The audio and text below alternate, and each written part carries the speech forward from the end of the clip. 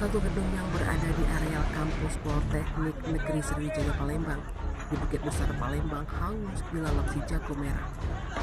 Dari informasi yang didapat, gedung yang terbakar itu merupakan salah satu gedung yang baru dibangun. Pantauan di lapangan beberapa mahasiswa serta warga di sekitar dibuat heboh dengan terbakarnya gedung tersebut. Terlihat pula kepulan asap hitam pekat keluar dari setiap jendela lantai 2 gedung tersebut. Bahkan sesekali terlihat kobaran api yang begitu besar membakar isi gedung tersebut. Hingga berita ini dinaikkan, Sumsel Update masih menunggu keterangan resmi terkait terbakarnya salah satu gedung baru dibangun di Polsri tersebut. Tim Liputan Sumsel Update TV melaporkan.